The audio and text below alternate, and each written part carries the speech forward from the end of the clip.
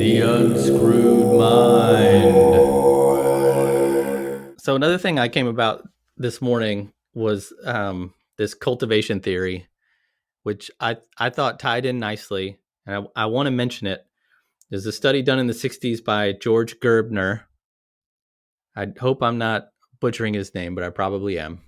And George did a study on the long-term exposure of media on the population. And there was some interesting things here, and I think it ties back into self-perception. So through his studies, and this is kind of a there's a lot of points of contention here. A lot of people have debunked this, but there's some truth to everything. He introduced in the 60s a study and implies that long-term exposure to media can change how groups of people interpret social realities, according to how they're depicted in the media, especially with TV. So I'll just read these. TV influences society's manner of reality and thinking. Watching TV may not cause a behavior, but TV over time could significantly influence how we perceive the world. And so because TV significantly shapes attitude towards opinion of reality, regular viewers of violent content, for instance, were likely to experience more fear, pessimism, anxiety, and a greater alertness to imaginary threats. So just long-term exposure to any opinion can cause you to lump that in to your own opinions and change the way you react or think over time. The way I think that ties into self-perception is that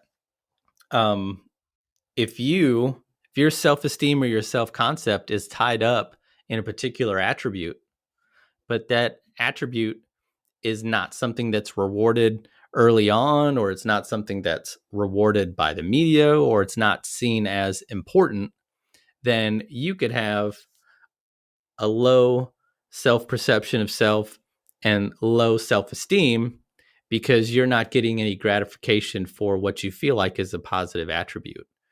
And if you go through life and you're surrounded by people that tell you you're never going to amount to anything, that tell you that what you're spending your time on is not worthwhile, that tell you this, that, or the other, eventually you're going to cultivate that into your own self-concept, even though you don't want it there, and it's going to influence your behavior.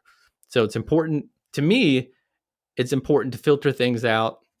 It's important to take a look at who has influence over you or what has influence over you and make sure that it's steering you in the right direction. And then it's also important to be your own person and know your value above all other things, and know that you matter, and know that your self-perception matters, and how you go into every situation matters. Yeah, and if you really start looking into media and things like that, you will notice that the majority of the studies about this kind of thing actually stopped in the 60s, Mm-hmm.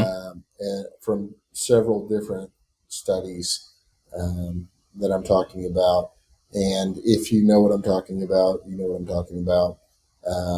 And the thing about it is there's so much information now available with the internet and the barrage of televisions, shows, and all of the different types of consumption that we do, that studies and things of that nature really don't make it bubbled up to the top unless it is something that group wants to be bubbled up to the top.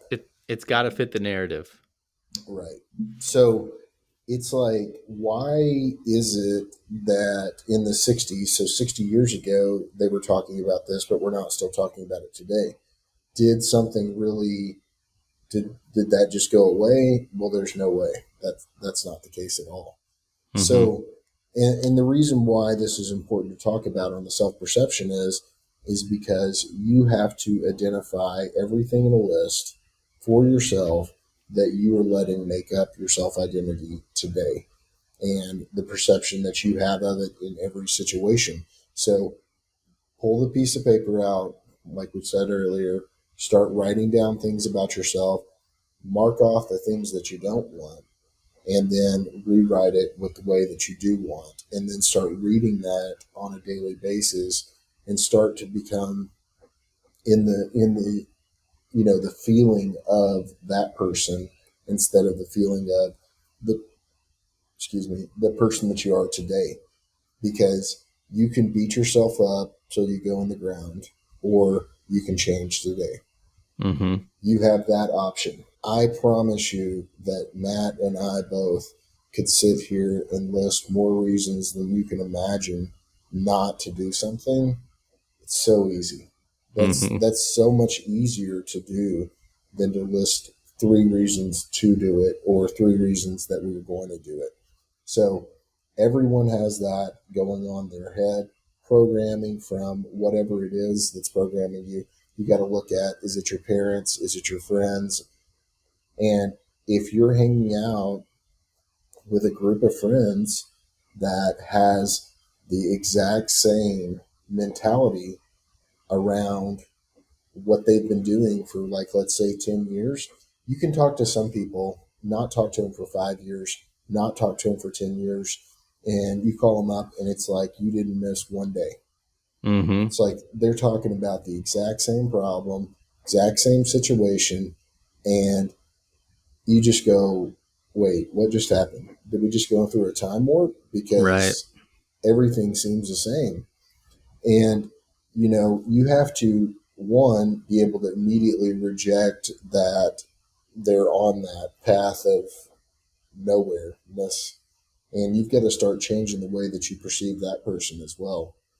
Otherwise, you have to move that person out of your life, It's a hard thing to do. because your perception of yourself and your perception of them with you is something that's causing you to be part of the way that you are. So if you aren't somebody that's going to be helping that person, if you're complaining about them or if you're talking negative about them, then you're just breaking yourself down. True. True. I've got a top 10. Top 10. I've got 10 secrets of people that have positive self perception. Do you want to hear the 10? Let's go. So I got this from a website. I mean, don't laugh at the URL, right? It's from Fairy God Boss. So I don't know the legitimacy of these. I think there probably could have just been six, because some of them are um, The same. some of some of them are the same, just worded differently. But I think some of them are really good. So number one, they give themselves credit. How often have you been given a compliment and you're like, oh, it was easy, or just got lucky? No, you didn't. You earned it. Give yourself some credit. They are present, right?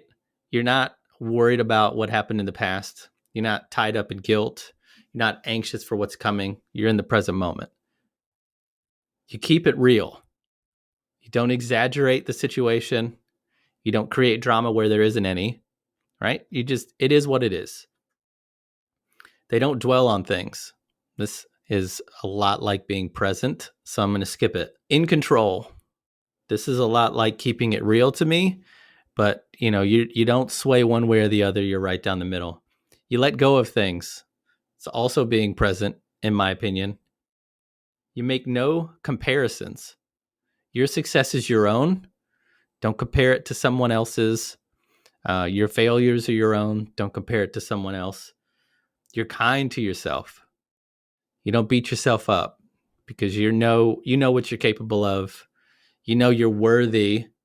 So there's no need to be hard on yourself, because the world is already going to be hard on you. Perfection is an illusion. There's no perfect moment. There's no perfect situation. Uh, there's no perfect environment. So don't wait for it to be perfect. Just get moving. And then the last one is they're more grateful for who they are, where they are, when they are. And I mean, I think that's a good list. It seems pretty simple, but I think a lot of times, um, you have you have these kind of built-in reactions to certain situations. I know I'm very self-deprecating. I know it's hard for me to take credit for things. I'd rather assign that credit to someone else because that's what society tells me a good person does. But you know, if you have a high concept of self, then you want to be rewarded for what you've accomplished, and you absolutely should be. So, anything on that list stick out to you? Oh yeah, I mean, I feel like that list sums up so much of what we talk about on this channel because every one of those is such can make an extreme difference in your life and the way that you feel and the things that you do. So many times throughout my life, throughout my 20s, as a teenager, you hear this kind of stuff and you're like, whatever. That has Mm-hmm. nothing to do with my life. That has to do with somebody else's life, or, yeah, that person thinks that because this, that, and the other. We make a million excuses of why we shouldn't do something or why the information that you're hearing has nothing to do with your life specifically and everything to do with just that other person.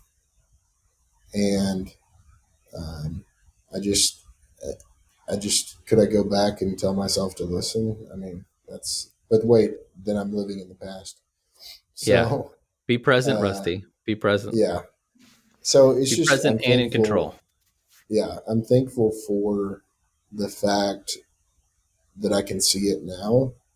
Mm-hmm. And because so many people never get the gift of sight on this kind of thing. There's people in their 70s, 80s that have the same mentality that they had when they were 20 years old. And, not much changed. So I'm just thankful for that. I know that it's, you know, everyone would like to learn stuff earlier on, but sometimes it's just not meant to be for you until later. The Unscrewed Mind.